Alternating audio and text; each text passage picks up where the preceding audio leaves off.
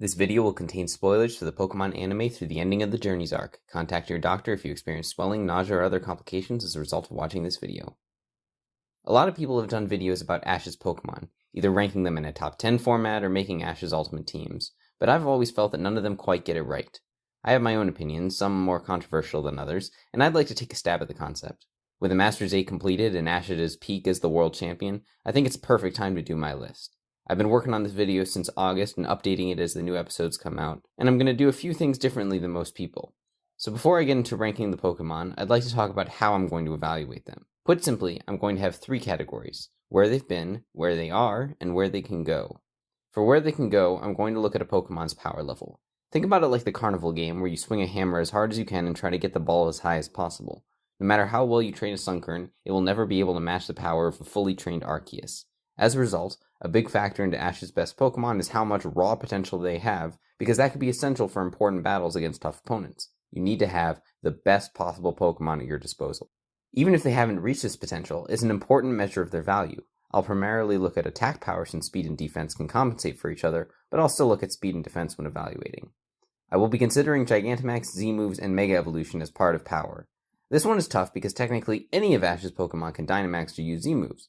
Pokemon like Sceptile, Charizard, or Glalie can Mega Evolve, as could Bulbasaur, Squirtle, or Gible if he evolved them. But for this category, I'm only considering what they have done rather than what they could do. The reason is because mastery takes time. Presumably it took a lot of training for Gengar to be able to fully control Gigantamax, because when Pikachu first did in an early Journeys episode, he wasn't very good at it. So even though many of his Pokemon could Gigantamax or Mega Evolve, only Gengar will get credit for Gigantamax, and only Lucario will get credit for Mega Evolution. That being said, given that Pikachu was able to win a G-Max showdown against Cinderace, I'm giving Pikachu G-Max credit too. Since any of his Pokemon could Dynamax, nobody gets credit for it. Z-moves are tougher. By my training logic, his Alola Pokemon have a big advantage since only they learn Z-moves. However, while it's true that it takes time to master due to learning the dance, Rowlet took a while to learn Bloom Doom, I'm going to say that no one gets credit for normal Z-moves. We've seen that they're quite easy to block or dodge, and I doubt it would take long for any of his Pokemon to learn them. He could probably get that in before a fight. What will get credit, though, is Z-moves unique to a Pokemon. Pikachu will get credit for 10 million Volt Thunderbolt, and Lycanroc will get credit for Splintered Storm Shards. Although there are more possibilities, such as Incineroar, I'm only considering the ones Ash has used, just like with Mega Evolution. For where they are, I'm going to look at their experience. Although the anime doesn't always follow game logic, the general concept of stats seems to apply. As Pokemon train more, their attack, defense, and speed increase. The main difference seems to be that Pokemon can access better stats at any point, but training helps them be more consistent. A Pokemon who has trained for longer will have better stats and thus be a more reliable Pokemon to use in battle. This isn't just how old they are, though. Muck has been with Ash since very early, but he hasn't done much training besides tackling Professor Oak. I care about how much training they've done and what that training looks like. Whereas the first category is about their maximum potential, the second category is about how close they are to and how consistently they can reach that potential. For where they've been, I look at battling skill. Note that there's a difference between this and stats in the anime because battling is in fact a skill. Having power doesn't mean you're going to win every battle. There are intangible skills involved like fighting spirit and adaptability. A great measure of battling skill is win rates. In general, win rates are a poor metric for evaluating how good a Pokemon is because they only take into account their past, rather than how good they are now. How are you supposed to judge how powerful Greninja is based on Froakie's battles, or based on battles before it mastered the Bond phenomenon? And unfortunately, there aren't enough battles after a Pokemon have been fully trained to have an accurate measurement. But since the difficulty of battles scales throughout a journey, win rates tell you, on average, how the Pokemon does when facing an opponent with similar stats and power, giving an indication of that battling skill. Together, these three categories give a holistic representation of how valuable this Pokemon is as a battler. Given these categories, I'll be doing a detailed qualitative analysis of each placement. I lied when I said the win rates are a good measure of battling skill, though. Obviously, the original win rate chart had flaws, but Lumio's trainer Zach did a great win rate video. I like his rules, and I also like that he made the data publicly available. I copied the data and added the Journeys results. For Journeys, I didn't count raid battles since the intention is for multiple Pokemon to go down, and that gives me Ash's win rates through the Masters 8. Even then, though, these win-loss records do not represent battling skill. If every Pokemon battle is 1v1, then I think they're a perfect metric. However, most Pokemon battles are not. League battles are 3v3 or 6v6, and gym battles can range but are often 2v2 or 3v3. The issue with this is that it overvalues closers. Anime writers love drama, so most Pokemon battles are close. There was one battle in Sinnoh where Ash beat Wake 3-0 and didn't lose a single Pokemon, and that was awesome, but in most battles, it comes down to one Pokemon each per side. Well, if you weren't the last Pokemon chosen, you're going to get a loss, and holding that against them is unfair. What were they supposed to do, beat all 6? That's not going to happen. The closer is never going to lose unless Ash loses, so their win-loss rate is going to be pretty good, whereas the Pokemon in the middle might have a bad win-loss rate even if they do a ton of damage. Now granted, Ash's closers are usually closers for a reason. Most of the time, the closer is his regional ace. In general, the Pokemon who aren't closers aren't amazing, so for the most part, it doesn't have a huge impact. But Pikachu and Snorlax are really underrated. In the Kalos League, Greninja was Ash's closer. In the battle against Sawyer, Ash sends out Pikachu against Clawitzer, and it wins. Then Sawyer sends out H-Slash, and Pikachu wins again. Pikachu later does some damage to Sceptile before going down. Then Ash sends out Greninja, who finishes off Sceptile and wins the match. So overall, Pikachu beat 2.5 Pokemon, and Greninja beat half, maybe 2/3 or more of the Pokemon. He did most of the work against Sceptile. But nonetheless, whereas Greninja's win rate for that battle is 100%, Pikachu's is merely 67%. That's horrible. Then this happens again against Elan. Pikachu starts off by beating a Tyranitar, then later it beats a Metagross, and finally it does some damage to Charizard before going down. Another win rate of 67%, even though it beat 2 pseudo-legendaries. Pikachu's win rate is way lower than it deserves to be. And sure, Greninja versus Sceptile and Charizard were the best parts of the battles. This is not to sell Greninja short, but my point is that Pikachu deserves better. Pikachu is often not the closer because the show likes to highlight Ash's regional ace, so its win rate is tainted even though it's Ash's partner Pokemon. Luckily, he starts getting treated like Ash's best Pokemon once we get to Alola and Journeys. Snorlax is similar. It's only ever lost 3 times, but one of those losses was after a win, and the other 2 were after 2 wins. So almost always, Snorlax can take down 2 Pokemon before fainting. That's insane. So since Snorlax is incredibly reliable, its win rate should be somewhere close to 100%, but it's not. I instead used to use what I call an adjusted win rate, which does 2 key things. First, we give credit to double kills and triple kills. If you beat 2 Pokemon in a row, that's more impressive than just 2 wins. I thus give a bonus win if the win was right after a win in the same battle. A double kill is worth 3. A triple kill is worth 5. Second, each win cuts the loss in half. If you lose, that's 1 loss. If you win, and then the next Pokemon beats you, that's half a loss. If you beat 2 Pokemon and then go down, that's a quarter of a loss. I can't just give bonus points because that wouldn't help non-closers without multi-kills, and I can't just cut losses because that wouldn't benefit closers with multi-kills. This is the best way to fairly benefit all Pokemon. As a result, all win rates will increase, but win rates of underrated Pokemon will increase by a greater amount, shaking up the rankings a bit. One additional change would be the opposite, underrating a win if the opponent has already taken damage, but I won't do that. Sealing the deal is very important.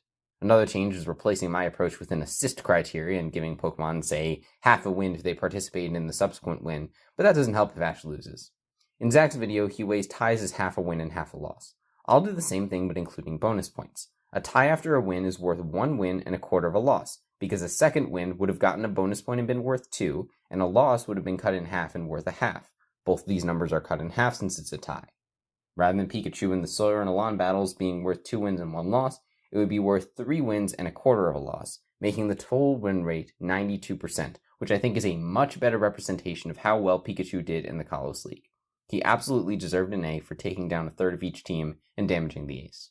I mentioned that most people do a top 10 or Ash's ultimate team. I will do a top 10, but rather than counting up, I will be counting down. I don't like counting up because 1 is anticlimactic. If I'm ranking cookies, and I get to number 2, and you haven't heard chocolate chip, then you know number 1 is chocolate chip.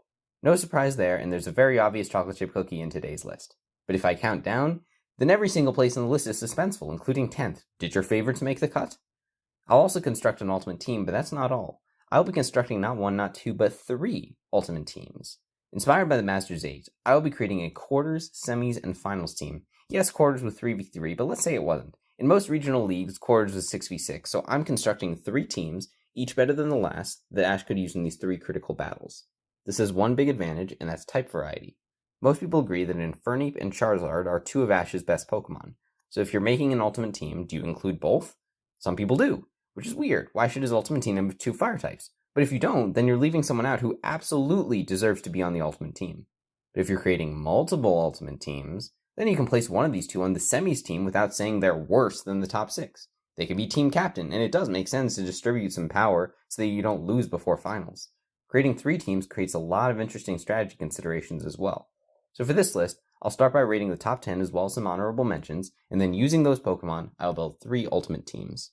With that in mind, let's start this list, and as I said, I'm starting from the top. Drumroll please, because Ash's best Pokemon, it's Pikachu.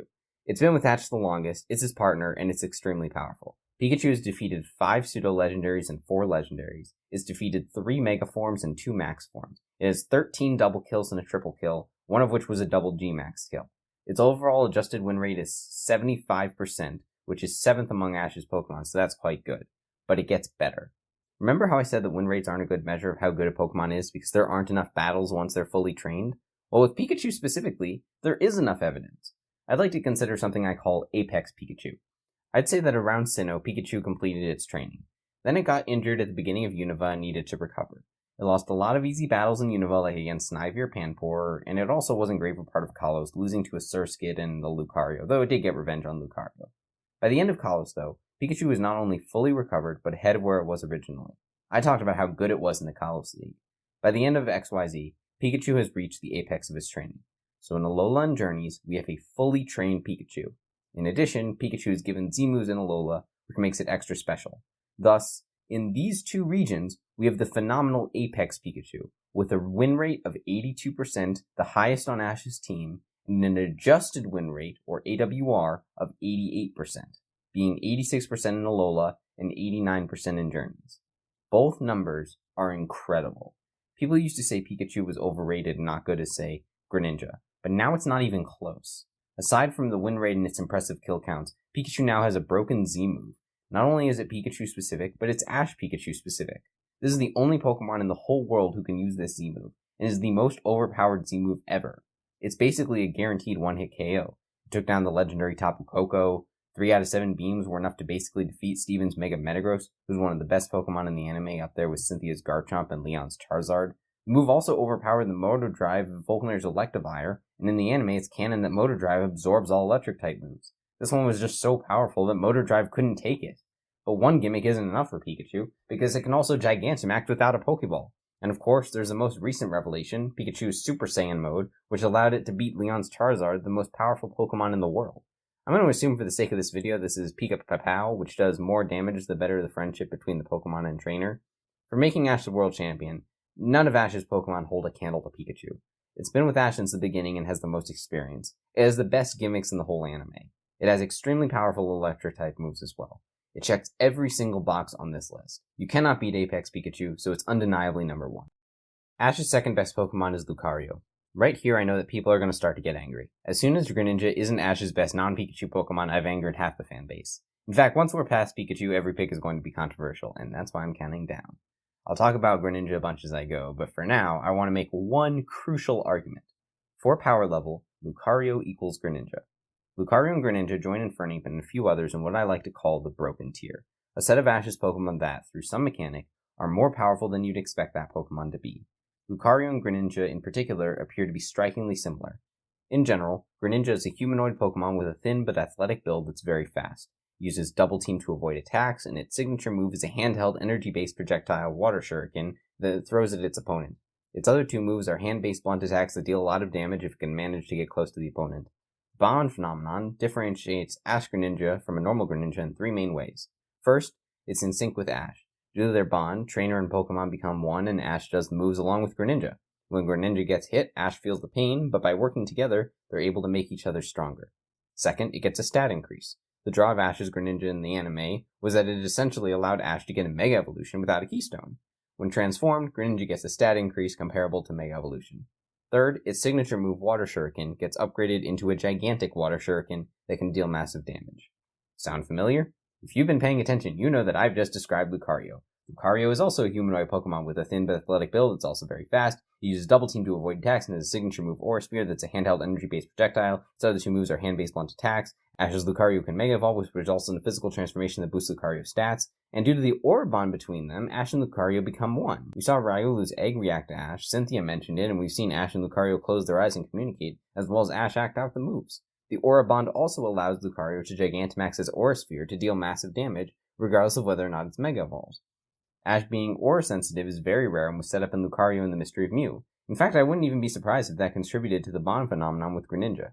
Greninja even helps train Lucario to master the Aura bond the same way Greninja mastered the bond phenomenon with Ash, furthering the similarities. In essence, Aura plus Mega Evolution equals Bond Phenomenon. As a result, Lucario has been established as Greninja 2.0. I say 2.0 because in every way, Lucario surpasses Greninja. Whereas Greninja couldn't beat Alon's Charizard, a Masters 8 ace, Lucario beat Raihan's Duraludon and Cynthia's Garchomp, two Masters 8 aces. Keep in mind that although Surfetched helped, the Garchomp victory was also after beating an uninjured Dynamax Togekiss. Thanks to these wins as well as double kills against B and Volkner, Lucario's AWR of 76% is in the top 5 despite losing a lot as Riolua during Ash's losing streak. Lucario is also very durable. We saw it take a huge beating from both Togekiss and Garchomp, and the duel with Garchomp was particularly brutal. Nonetheless, Lucario managed to get up like Rocky, something Greninja couldn't do when it mattered. Even when it lost against Leon, it tanked a barrage of triple axles from Mr. Rime and 2 super effective flamethrowers from Dragapult.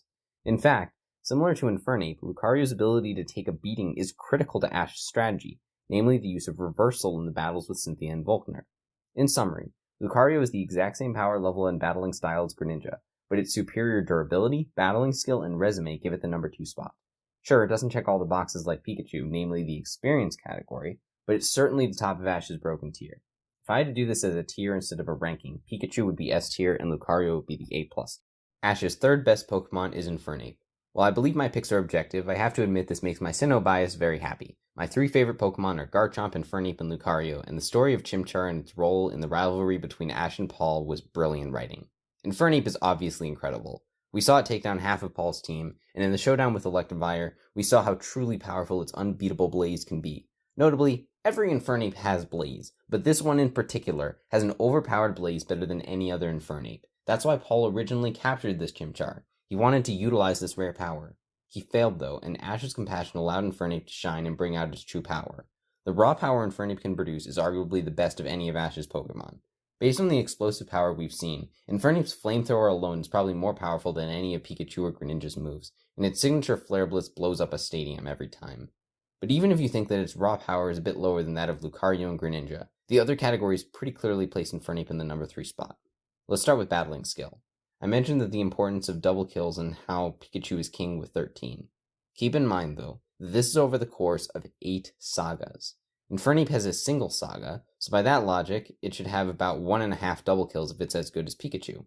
It had 4, though, and that's in addition to the triple kill against Paul. 5 battles in which it beats at least 2 Pokemon. Infernape was an absolute beast throughout Sinnoh. Due to all this destruction, the AWR is 82.5%. That's 3rd overall. Keep in mind, though, that Krookodile is above it, but Krookodile is higher than it should be. The win rate of 4-1 is obviously really incredible, but 5 battles is not a lot. Given more battles, Krookodile probably shouldn't be this high. The only other Pokemon above it is Snorlax. That's incredible. Infernape also has experience. Sure, it doesn't have as much experience as Pikachu, but it does have more than most of Ash's Pokemon, because whereas most of Pokemon just hang around Oak Slab after their region, Infernape has been training constantly and working its way up through stronger and stronger opponents. We learned this in Journeys, and that really helps solidify Infernape's position. With that in mind, let's discuss in detail why I put Infernape above Greninja, given that as stated, they both have roughly equivalent power levels, though one could argue Greninja is slightly more powerful. First is experience. Since the Kalos saga, Greninja has been defending Kalos from Evil Vine.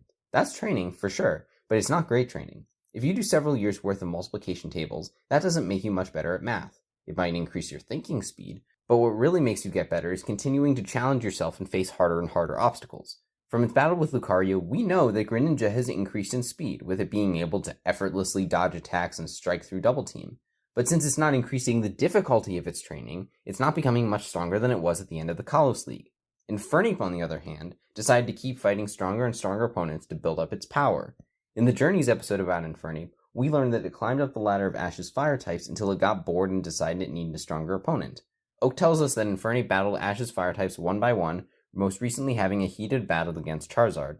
Gary gets even more specific, telling us that he's observed Infernape a lot of times and that it's always making an effort to improve itself and get stronger. So it went after Moltres because it wants an even stronger opponent to battle. Isn't that funny? Ash's Pokemon aren't tough enough for Infernape, so he instead battles legendaries, and this is all without Blaze. Overall, whereas Greninja has become complacent with tedious training, Infernape has been pushing itself to become more and more powerful, meaning it's now far beyond what we saw in the Sinnoh League. Second is durability. We saw Greninja go down kind of often in calls, whereas Infernape went down less often and could take more hits. Whereas Infernape has an AWR of 82.5%, Greninja has an AWR of 72.3%. It's still really good, but it's not incredible. In the Ash vs. Paul fight, Infernape took a lot of damage from all three Pokemon it faced. It also took toxic spikes from Drapion and several recoil damages from Flare Blitz. This Pokemon took a beating, but did not go down, whereas Greninja couldn't survive against Alon's Fire-type moves. This makes Infernape a more reliable battler. Even if Greninja has a higher power output, which I can test, Infernape is more well-rounded. Both are extremely fast, but Infernape's training means it doesn't have to rely on its speed. I would trust Infernape to win a battle more. It fails to surpass Lucario because Lucario has a better resume, essentially matches Infernape's durability, mimics Blaze with Reversal, and matches Greninja's power. Ash's fourth best Pokemon is Charizard. Sure, I did say that Infernape is canonically slightly above Charizard, but for the purposes of explaining Charizard's strengths and weaknesses, I'll ignore that for now. Charizard is an absolute powerhouse, taking down 3 of Gary's Pokemon and being Ash's ace for much of the original series, but it doesn't have any broken mechanics. It's powerful, but it's not any more powerful than you would expect a Charizard to be. There's nothing to make Charizard have the power of Infernape. However, where Charizard has an advantage is training. Next to Pikachu, Charizard has the most training of any of Ash's Pokemon. It was with him for the first 2 regions, and then it trained in the Charcific Valley until the end of Unova. Crucially, this means that Charizard's training is complete, which we can liken to something approximating level 100. In fact, there's an argument to be made that Charizard has more training than Pikachu. Whereas Ash spent time watching May, Dawn, and Serena do contests, as well as time on filler adventures, Charizard did nothing but training. I consider this extra training to be enough to bring Charizard into the broken tier. Charizard's extra experience approximately equals the difference between broken power and normal power. Numerically, say Infernape has experience of 9 out of 10 but power of 10 out of 10, and Charizard has power of 9 out of 10 but experience of 10 out of 10. They both end up at 19. Sure, Infernape and Greninja have more potential than Charizard, but they would need similar levels of training. If there was an Infernacific Valley, then Infernape would be a tier above Charizard. Thus, for now at least, Charizard is right in the broken tier. The reason it's at the top of the broken tier is because of its resume. Like Infernape, it has a triple kill, and also like Infernape, it has a high AWR. If you do AWR solely based off of Zach's list, it's around 82%, but I make 2 adjustments. First, I don't count the loss against Richie or Blaine. That doesn't show Charizard to be a bad battler, it was just disobedient at the time. Second, I don't count the wins against Casey as a triple kill. It was a battle played for laughs to show that Charizard was overpowered. These Pokemon fainted as soon as they touched Charizard, so it certainly isn't deserving of the triple kill bonus points. I like the AWR to mostly include tough battles. This puts Charizard at 81% compared to Infernape's 82.5%. But what really makes it stand out is the legendary kill. Charizard single-handedly beat Articuno. Sure, Sceptile beat Darkrai, but that was after it got damaged by Heracross and Gible. Pikachu is the only Pokemon besides Charizard to single-handedly beat a legendary. Even with a type advantage, that's incredible. Charizard's incredible resume is what brings it to the top of the broken tier. It's below Infernape only for 2 reasons. First is the canonical line about how Infernape worked its way past Charizard. Second, in the Ash vs. Paul battle, Infernape just showed pure domination. Charizard, even in the Gary battle, did not show this level of fury. It's battle-hardened, but it just can't touch Infernape's level of fighting spirit. Ash's 5th best Pokemon is Greninja, meaning the fans can finally put down their pitchforks. Again though, this is close. Greninja is extremely powerful, and 5th is still really impressive. I just don't think it has the resume, experience, and durability of the 3 Pokemon above it.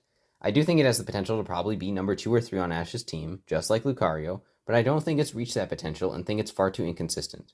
The best analogy I can give is that Greninja is wielding Thor's hammer without being worthy, or is Voldemort using the Elder Wand.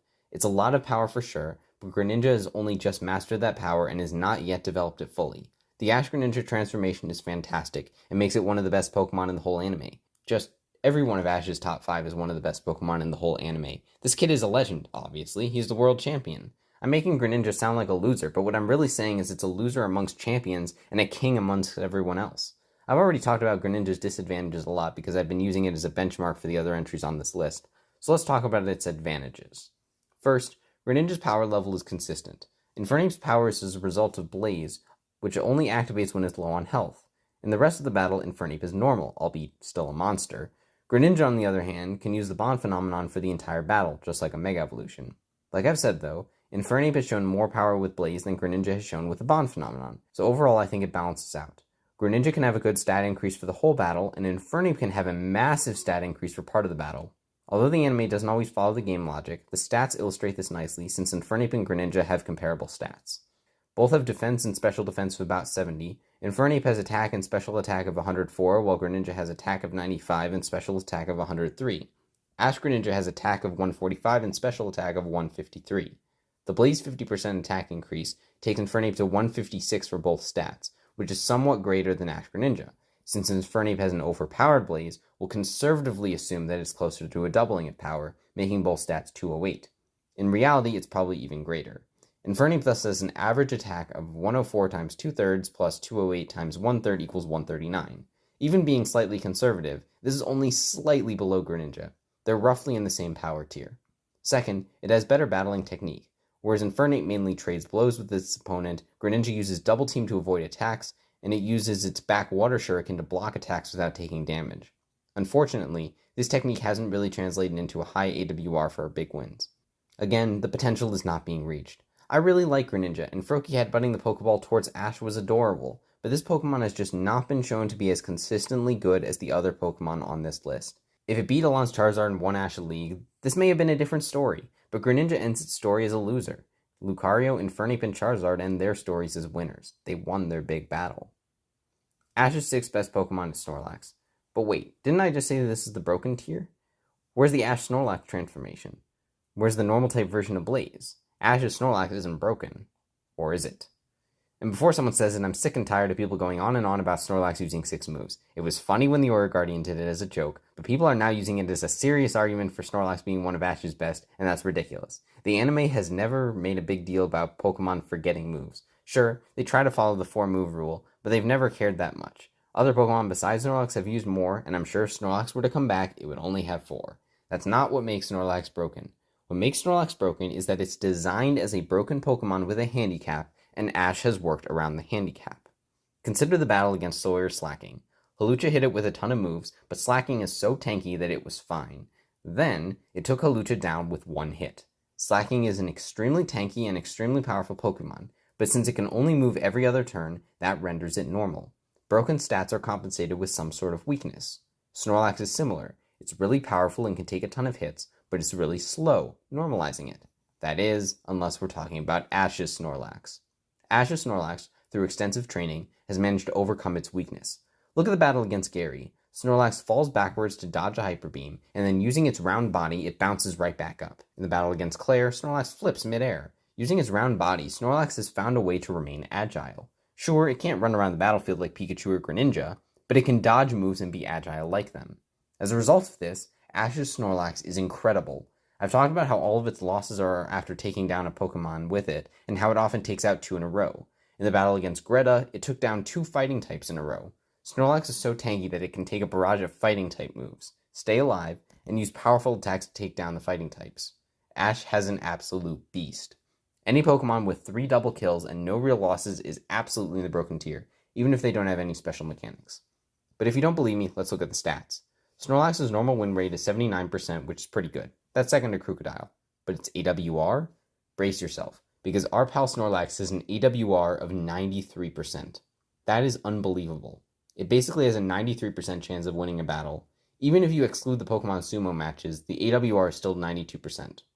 With this monster battling record, why is Snorlax as low as number 6? Well, for starters, while it's overcome its weakness and earned a spot in the broken tier, the slow speed is still pretty limiting, which puts it at a disadvantage against others in the same tier. They reach the same level of power as Snorlax, but are much more agile, able to execute whatever crazy strategies Ash can come up with. Ash's MO is being fast and powerful, which Snorlax does not fit into. But more importantly, because Snorlax is never a closer, the opponents it faces are more mediocre. Snorlax hasn't faced a Garchomp, an Electivire, or an Articuno, or a Mega Sceptile. If Greninja is great at being fantastic, Snorlax is fantastic at being great. The obstacles he's overcome are not as impressive, but he's overcome them with incredible proficiency. As a result, I wouldn't trust him against a powerhouse as much as I would Ash's superstars that are used to it, but I would still trust him immensely in most battles. Ash's 7th best Pokemon, and the last one in the broken tier, is Lycanroc. Lycanroc has a broken power level because it has a special Dusk form unique to Ash's Lycanroc, as well as a special Red-Eye state that boosts its power. On top of that, it also has a Lycanroc-specific Z move. That's a lot of gimmicks, so why so low? Well, for starters, it's not that good of a battler. Yes, it won Ash the Alola League by finally beating its rival Lycanroc, and yes, it beat 3 of Nani's Pokemon in a row, but besides that, it hasn't been super impressive. It lost to a lot of Pokemon while it was mastering its skills, and right after the Alola League victory, it lost to Kukui's Braviary. Whereas Snorlax, Infernape, Charizard, and Pikachu all have an AWR above 80%, Lycanroc sits at 69%, not even being Ash's best Alola Pokemon. The raw win rate is even worse. In addition, although the Red Eye state is technically broken power, it's on a completely different scale. Without Blaze and the Bond phenomenon, Greninja and Fernape are still extremely powerful Pokemon. Infernape took down 2 of Paul's Pokemon without Blaze. Lycanroc, by comparison, isn't that powerful. Its moves don't destroy Pokemon. Even with Red Eye State, Lycanroc isn't creating any explosive attacks. If it were equivalent to Ash Greninja or Mega Lucario, you'd expect Stone Edge to create stones the size of Mount Everest, but they don't. They're just slightly more powerful moves. It's just not creating as much demolition as the other entries on this list. Technically speaking, it qualifies as broken tier, but in actuality, it's not as impressive. If the broken tier is the A tier, the A- along with Snorlax is better than everything below it, but it can't touch anything above it. Ash's 8th best Pokemon is Krookodile, and now we're in the B tier. Whereas I put a lot of care into ranking the A tier and justifying the order and hope that you respect the list as well thought out even if you disagree, the B tier is much more clouded. Any of these Pokemon could be above any of the others because they're all decent but not great. Despite its limited battling experience, Krookodile proved itself worthy of this spot. It had an excellent battle against Stefan, taking down 2 of 3 Pokemon even though one was a fighting type of 4 times weakness, and it beat Iris's Dragonite. It was his Unova ace and a massive powerhouse, never losing after evolving. As discussed, its AWR of 83% makes it better than anyone else besides Snorlax, making it an essentially flawless Pokemon. If it were to have more experience or some mechanic, it would be in the A tier, but its flawlessness alone lets it sit atop the next tier with a B+. Ash's 9th best Pokemon is Gengar, Ash's other Pokemon to use a big gimmick. We got Pikachu and Lycanroc out of the way for Z moves, and we got Lucario out of the way with Mega Evolution. The reason Gengar is so low, though, is because whereas the other 3 are really strong without their gimmick, Gengar kinda sucks. It loses somewhat often, only having an AWR of 60%, and it isn't super powerful. Granted, it's very agile, it can fly around and disappear, which is something not a lot of Ash's Pokemon can do, and it also has some impressive wins, taking out 2 of Raihan's Dragon types, including a pseudo-legendary. Raihan is considered a top 8 level trainer and has supposedly taken out more of Leon's Pokemon than anyone else if you believe the game stats, so taking down 2/3 of his team is incredible. Gengar also took down Steven's Aggron and Leon's Inteleon, and taking down any champion level Pokemon is impressive.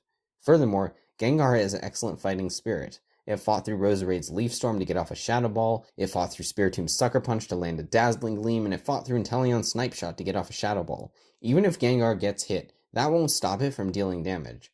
So although Gengar isn't shown to be that strong and loses pretty often, some impressive feats in the Gigantamax ability keep it in the top 10. Ash's 10th best Pokemon is Sceptile. Sceptile was Ash's Hoenn ace, but unfortunately it lost a lot. Sceptile is notorious among Ash's Pokemon for being one of the best Pokemon with one of the worst win rates, with an AWR of 61%. That's pretty bad for a regional ace, but Sceptile makes up for it with the only other legendary kill, that being Darkrai. Tobias' Darkrai never went down in any seen battle besides against Ash's Sceptile, which gives Sceptile a special prize among Ash's Pokemon, but due to the poor win rate, I put this powerhouse in the number 10 spot. Gengar and Sceptile are similar in that regard, that they're strong Pokemon with a bad track record, but Gengar is higher because Gigantamax is more impressive and useful than a legendary kill, especially since Sceptile had Heracross and Gible to help it. Gigantamax Gengar beat Goodra and Gigantamax Grimmsnarl all on its own. Both are B tier though, strong but flawed. To finish off this list, I'll note the honorable mentions, most of which are also in the B tier. Again, any of these Pokemon could reasonably be in the 8 through 10 spot. First, the pseudo-legendaries Dragonite and Goodra. Dragonite and Goodra both are very powerful dragons, but unfortunately they fell apart. You'd think Ash's pseudo-legendaries would be his aces, but they're not that great. He only used them in 4 or 5 battles each. Although Goodra was good throughout and shined in the Clement battle, it was a disaster in the Kalos League. Although Ash's Dragonite did a great job against Karina and Iris, it was useless in most of the Ultra and Master class, not being able to get a win against Raihan and Cynthia. Even when Dragonite finally got a win against Leon, it was after Dragapult took 2 bullet punches and a reversal from Lucario, as well as a Fishious Rend and an Ice Fang from Dracovish. It's astounding that Ash had Pokemon with such powerful potential, yet used them so little that they never really got to become powerhouses. Used properly, these 2 could creep into the top 5, but unfortunately, they kind of became background characters. Second, the mythical Melmetal and Ultra Beast Naganadel. They're both very powerful, but were used so little. Naganadel had a single battle where it did alright, so it's more of a B-, and Melmetal evolved during the league. Melmetal was great against Silvally and Empoleon, though. In contrast to Naganadel, it showed a lot of power. I think that if Ash were to train and use Melmetal more, it too could creep into the top 5. For now, though, with its extremely limited battling experience, it's an honorable mention. Third, the rest of the gang of 4. If you're unfamiliar with the reference, the title of the episode of Ash's third battle against Brandon was Gathering the Gang of Four, because Ash used his original 4 starter Pokemon in the battle. We've already talked about Pikachu and Charizard, but the honorable mentions are Squirtle and Bulbasaur. Squirtle is decent, it's shown solid consistency in battles, but it's not super strong, so it's also a B-. It has an AWR of 70%, and it did well in leagues. It never really blew anyone away, though. Bulbasaur, on the other hand, could be argued for top 10. I place it below Sceptile because Sceptile, due to being fully evolved, has shown more power and defeated Darkrai, but Bulbasaur is proof that you don't need to be fully evolved to be a powerhouse. Bulbasaur has 3 double kills and an AWR of 76%. It has remarkable consistency and was very useful to Ash throughout his journey. Fourth, the birds. In particular, I'm giving Swellow an honorable mention. Of the birds, it has the highest AWR of 73%, with 2 double kills in the Hoenn League. It was very consistent as a battler, and its aerial ace helped it to become very fast and agile, not to mention its resistance to electricity that allows the use of Thunder Armor. It gives Ash's ultimate team some much-needed aerial power. Fifth, the remaining fire types. Pignite was okay. It has an AWR of 65% and did well in the Cameron battle, getting a double kill and beating a pseudo-legendary. But overall, it wasn't too special, so it's also a B-. We didn't get to see incredible power or amazing feats. Definitely not a top 10. But a Pokemon we did see impressive feats for was Incineroar. This one was very hard to rank. As a Torracat, it was awesome, getting a double kill against Kukui, which included defeating the undefeated Incineroar. The Blast Torracat technique was also really cool. Of the list, I would say that Torracat would be 11th or 12th. The power it showed was not as impressive as Krookodile because it did lose somewhat often, and not as impressive as Sceptile because it didn't defeat a legendary, but it was quite good. If we were to see it as an Incineroar, though, I would be very comfortable putting it 9th with a B+ like Krookodile. I could even be persuaded to put it 7th ahead of Lycanroc with an A-, especially if it gets a special Z move. But having only seen it as a Torracat, I only give it an honorable mention for now. Perhaps that'll change in the future. 6th, the rest of the Journey squad. Every member of the team that brought Ash the World Championship deserves at least an honorable mention. I don't think Dracovish and Sirfetch'd are among Ash's top 10. But both of them absolutely earned an honorable mention in the Masters tournament, since they were both able to beat champion-level Pokemon. Sirfetch'd used its Sword and Shield strategically to take out Stealth Rock and Psychic Terrain, and it learned the powerful Meteor Assault to be able to take down tough opponents. It beat Drosna's Mega Altaria, ranked 12th. It beat Cynthia's Milotic, which took out 2 of Iris's Pokemon. It also clashed with Cynthia's Garchomp and did really well, using Detect to avoid its fast attack. It similarly dealt great damage against Leon's Mr. Rime and Rillaboom, even though it didn't get a win. Dracovish is broken thanks to Fishious Rendon's Strongjaw, which is why it was able to deal heavy damage to Steven's Mega Metagross and beat Cynthia's Roserade. It defeated Iris's Dragonite and Drosna's Noivern as well. It also has a special ancient ability. It also showed a lot of fighting spirit, refusing to return to Ash when poisoned and staying in the battle so it could get a big hit off on Milotic. The fact that Dracovish and Sirfetch'd cheer each other on is cool too. Ash's Journey team was probably his strongest or second strongest, with the other contender being his Alola team. That being said, Dracovish and Sirfetch'd have a bad AWR due to their limited number of on-screen battles, with Sirfetch'd having one below 50%. Dracovish is better, being right around Sceptile, but Sceptile wins due to the legendary kill. 7th, the Semi-Aces. Because of how amazing Krookodile is, you might not remember that Leavanny was cool too, being able to float like a Butterfree and sting like a Beedrill, as the announcer said in the battle, and having a very high AWR. Because of how cool Sceptile was, you may have forgotten that Glalie got Ash the win against Morrison in the Hoenn League. Rowlet is overshadowed by Lycanroc and Incineroar, but has a great AWR as well. Heracross ought to be mentioned too for its success against Gary and Tobias. These Pokemon fall into the background, but nonetheless should be recognized. That being said, Heracross has a bad AWR like Sirfetch'd, and Rowlet is better than Leavanny and Glalie because the latter two have very few battles, whereas Rowlet has maintained that high AWR over many battles. Plus, the Feather Dance, Brave Bird, and Everstone Seed Bomb mechanics are really useful. If I were to just eyeball this real quick, 11 through 20 in order would be Incineroar, Bulbasaur, Dracovish, Dragonite, Swellow, Melmetal, Goodra, Squirtle, Sirfetch'd, and Rowlet. Alright, now that I've talked through Ash's Pokemon, let's build Ash's ultimate teams. In finals, we have the Broken Team. Pikachu, Lucario, Infernape, Snorlax, Greninja, and Lycanroc. The team captain is Pikachu. All of these Pokemon have some sort of broken mechanic that makes them insanely powerful. Together, they can absolutely beat the most powerful trainer in the world. There's good balance too, with an electric, fighting, fire, steel, normal, water, and rock type on the team. If Ash were to use this team against anyone, he cannot lose. I don't care if Tobias goes against him. It doesn't matter. All of these Pokemon can beat legendaries. Ash's Pokemon are just too powerful. In semis, we have the powerhouse team: Charizard, Krookodile, Gengar, Sceptile, Dragonite, and Melmetal. The team captain is Charizard. This team isn't quite as mind-blowing as the Broken team, but every single Pokemon is still extremely good. There's not a single Pokemon on this list that I don't have confidence in to perform well when it counts. All 6 of these have the potential to deal massive damage. One could argue that Goodra might be a good replacement for Melmetal, but just like with the fire types, I want to spread the wealth a bit. Goodra will be on the quarters team. Although their battling skill is roughly equal, I put Dragonite above Goodra for 2 reasons. First, it can fly, giving Ash more flexibility in battling style. Second, Goodra's style relies on taking damage and using Bide. If it can't take the damage from the opponent, it's useless. Dragonite, on the other hand, is a more straightforward battling style with less risks. Sceptile and Krookodile will provide massive damage, and Gengar's Gigantamax will really bring the heat. The biggest powerhouse here, though, is of course Charizard, who might be able to take half the opponent's team down single-handedly. It'll be so powerful that the opponent will wonder what Ash has left for finals. In quarters, we have the underdog team: Bulbasaur, Incineroar, Goodra, Dracovish, Swellow, and Sirfetch'd. The team captain is Bulbasaur. These guys aren't as powerful as the other teams, and you look at them and think they might not be that good, but they pack a surprising amount of fight. Do not underestimate them. Bulbasaur symbolizes this perfectly, since despite not being fully evolved, it's surprisingly good. This team shows the tournament that Ash is a force to be reckoned with. Despite not necessarily having the most powerful Pokemon, his training has made them powerful enough to contend with the best. Incineroar gets the fire position since Pignite hasn't been too impressive, and it would be great to see it now that it's evolved.